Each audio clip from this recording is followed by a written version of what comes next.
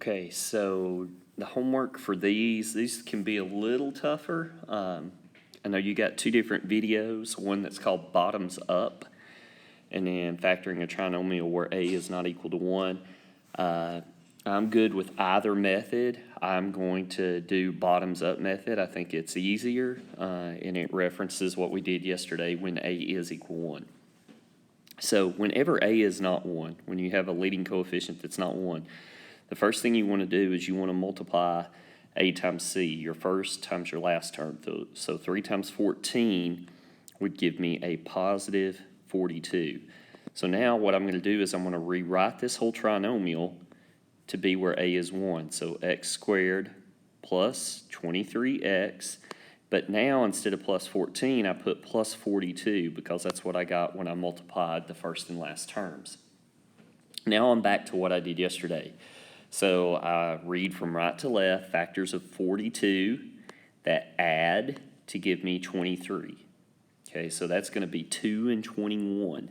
Okay, 2 times 21 is 42. 2 plus 21 is 23. Since they're adding, they're both the same sign. Here they're both positive because that middle term's positive.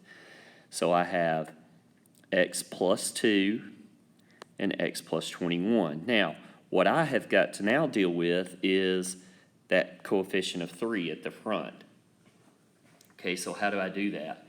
I have to take that 3 and I take the factors of 3. Well, the factors of 3 are just 3 and 1.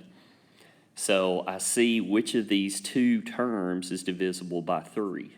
Okay, this one is not. Okay, but that one is divisible by 1 because 1 and 3 are factors of that.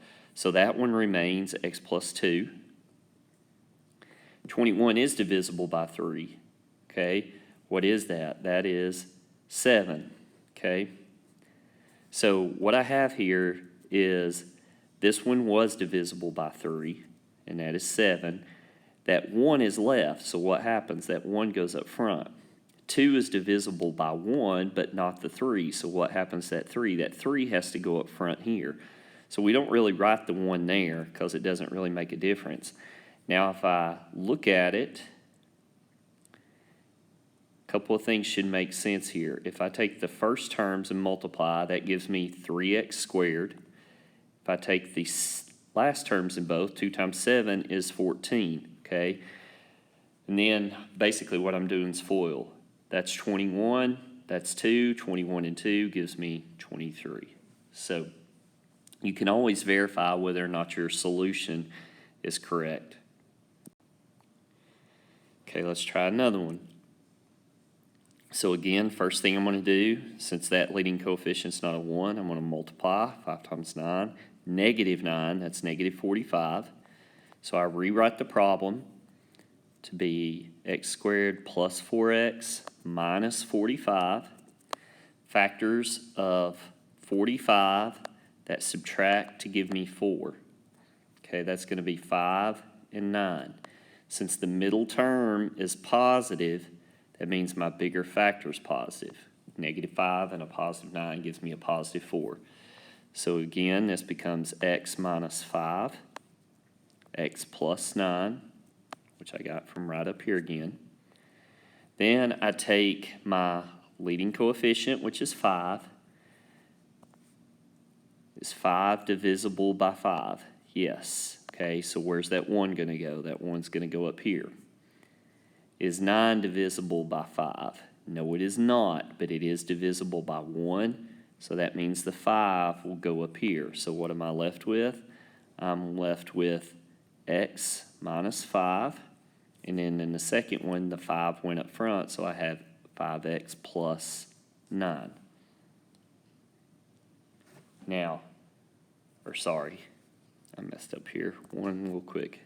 5 was divisible by 5. Sorry. 5 is divisible by 5 by what? 1. That should be a 1 there. Sorry. Because 9 divided by 1 is 9. So then I look and remultiply. What's x times 5x? 5x squared. What's negative 1 times positive 9? Negative 9. Positive 9, negative 5 gives me a positive 4. So again, that works out. let's do a last one.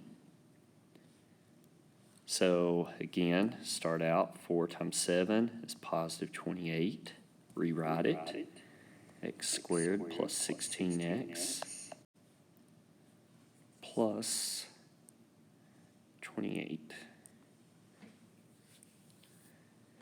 Okay, so now factors of 28 that add to give me positive 16. Okay, so 28, that's going to be 2 and 14. Those both give me 16. So now I have x plus 2, x plus 14. My leading coefficient here was 4. Okay. All right, so we do this, and if we think 4 times 1, well, 4 doesn't go evenly into 2. 1 does, okay? But if I do 4 times 1 here, I've already used the 1 over here, and 4 doesn't go into 14. So this is a different case here because the other factors of 4 can be 2 and 2. So if you use the first ones, 4 and 1, and you can only use one of the factors, but the other one doesn't work, then that means you need to try other factors. In the previous problems, they were prime, so the only thing that would work were like 3 and 1 or 5 and 1. But with 4, you can do 2 and 2. Now this is going to work because those will factor. That 2 is going to go up front. So what's that leave? That leaves 2x. 2 goes into 2 one time. Come over to the other one. 2 will go into 14. That 2 will go up front. So we have 2x. 2 into 14 is 7. Okay. Now let's review. 2x times 2x, 4x squared. 1 times 7 is 7. 2 and 7 is 14. 2 and 1 is 2. 14 and 2 is 16x, and that works. So in a case where your leading coefficient is not a prime number, it's a composite number, so it has multiple factors, you may have to go through different sets of factors to see which ones work and how to split it up. Now, one thing I would challenge you to do as you work through these, you don't necessarily have to go through this process all the time. At some point, visually, you should start being able to kind of look at the problem and go ahead and break it up into 2 binomials and be able to factor it. They're going to kind of expect you in Algebra 2 to be able to do that. This is something else you'll need to be able to do also in geometry to solve problems.